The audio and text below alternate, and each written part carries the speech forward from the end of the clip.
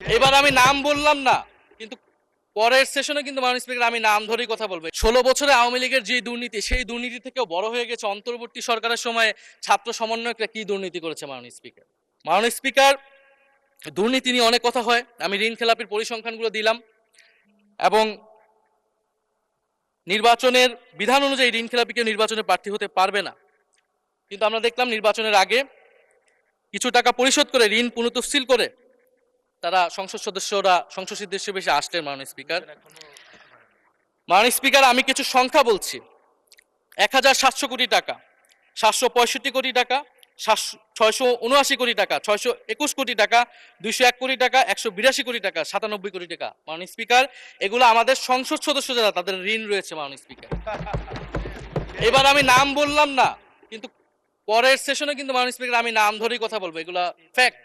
এবং এখনো দুইজন আসতে পারে নাই এই কারণে। এখন দুর্নীতির বিরুদ্ধে তো যুদ্ধ ঘোষণা হয়েছে, এখন এই ঋণগুলো কবে বাংলাদেশের জনগণ ফেরত পাবে, বাংলাদেশের ব্যাংক ফেরত পাবে মাননীয় স্পিকার, এটা আমরা জানতে চাই। মাননীয় স্পিকার যদি সময় একটু বাড়িয়ে দেন। হ্যাঁ, মাননীয় সদস্য, আপনি আবেদন জানিয়েছিলেন, এর মধ্যে ট্রেজারি বেঞ্চের যে চিফ হুইপ আছেন, মাননীয় চিফ হুইপ, উনি আমাকে জানিয়েছেন উনার সময় 20 মিনিট বরাদ্দ ছিল, সেখান থেকে 5 মিনিট উনি কর্তন করে আপনাকে দিয়েছেন। তো আপনি 5 মিনিটের মধ্যে দয়া করে শেষ করবেন। থ্যাংক মাননীয় ইউ। স্পিকার, আর মাননীয় প্রধানমন্ত্রী থেকে আরো 5 মিনিট আমি রিকোয়েস্ট করছি মাননীয় স্পিকার। আর যদি 5 মিনিটে শেষ করতে পারে আমি শেষ করে দিব, কোনো সমস্যা নেই। মাননীয় স্পিকার,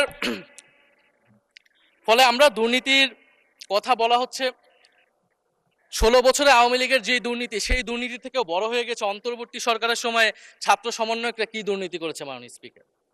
ছাত্র সমন্বয়করা খুবই খারাপ, তারা মন্ত্রণালয়ে ঘুরেছে, দুর্নীতি করেছে, কিংস পার্টি করেছে। তো মাননীয় স্পিকার, গত আওয়ামী লীগের আমলে 16 বছরের দুর্নীতির বিচার ওনারা কিভাবে করবেন সেইটা মাননীয় স্পিকার ওনাদের বলা উচিত জনগণের সামনে।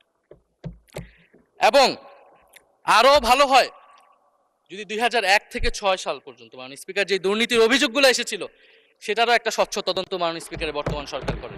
দুর্নীতি কেউ না কেউ তো করেছে, কারা করেছে তাদের নাম বাংলাদেশের জনগণের সামনে উন্মুক্ত করা হোক, কারণ সেটার জন্যই তাদেরকে ভোগান্তি পোহাতে হয়েছে 1/11 ষড়যন্ত্রের মাধ্যমে। বর্তমান প্রধানমন্ত্রী, তাকেও কিন্তু দুর্নীতির মিথ্যা অভিযোগ দিয়ে মাননীয় স্পিকার তার বিরুদ্ধে মামলা করা হয়েছে।